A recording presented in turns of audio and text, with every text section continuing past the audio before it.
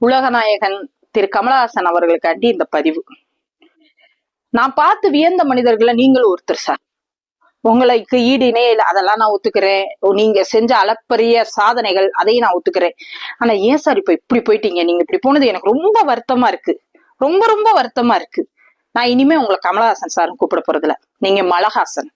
ஏன்னா அறிவாலய கக்குசின் அடப்படைப்பவர் நீங்க. நீங்க இப்ப சமீபமா பவள விழா பாப்பாவுக்கு ஒரு பிறந்தநாள் விழா நடந்துச்சுல, அதுல என்ன சொன்னீங்க சார்? நான் ஏன் இங்கு சேர்ந்தேன் தெரியுமா? என் தேர்தல் அறிக்கை அனைத்தையும் இவர்கள் நிறைவேற்றி விட்டார்கள், அதனால் நான் இங்கு வந்து சேர்ந்தேன். ஒரு உருட்டு நீங்க பாருங்க. நம்ம மகாபாரதத்துல சகுனி உருட்டுனதை விட பெரிய உருட்டு சார்.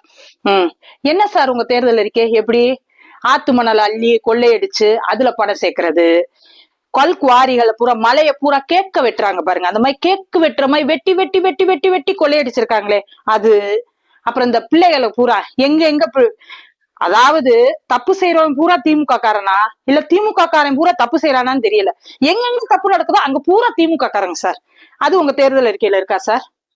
இன்னும் வேற என்னென்ன இருக்கு சொல்லுங்க பாப்போம். வேலைக்கு ஒரு நம்ம எப்பாடுபட்டாவது நம்ம குடும்பத்தை முன்னேற்றிடுவோன்னு ராப்பகலா படிச்சு அந்த தேர்வு எழுதி, தமிழ்நாடு தேர்வாணைய தேர்வு எழுதி காத்துக்கிட்டு இருக்க பையங்க வாயிலை வயிற்றுல அடிச்சு ஒவ்வொரு வேலைக்கு 30 லட்சம் 20 லட்சம் வாங்கி வாயில வயிற்றுல அடிச்சிருக்காங்களே, அது உங்க தேர்தல் இருக்கியா சார்?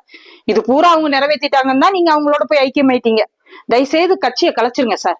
கட்சியை கலைச்சிட்டு அவங்களோட போய் சேர்ந்துருங்க. எதுக்கு ஒரு தனித்தனியா? அதான் அவங்க எல்லாமே நிறைவேற்றிட்டாங்கல்ல. எல்லாம் ஊத்தி மூடிட்டு தமிழ்நாடு சுபிச்சம் அறிவிச்சிருவோம், தமிழ்நாடுதான் ரொம்ப சுபிச்சமா இருக்கு அப்படின்னு சொல்லிட்டு போங்க சார். இனிமே நான் ஏதாச்சும் பேசிட போறேன். தயவுசெய்து உங்களுக்கு ஒரு மதிப்பு இருக்கு, மக்கள் உங்களை மதிக்கிறாங்க, இன்னும் மதிப்பு இருக்கு. நீங்க பேச்சனாச்சும் தயவுசெய்து நீங்க அங்க போய் சேர்ந்தது கூட விடுங்க. ஆனா போய் சொம்படிக்கிறீங்கல்ல, அதை கொஞ்சம் குறைச்சுக்கோங்க சார் ப்ளீஸ்.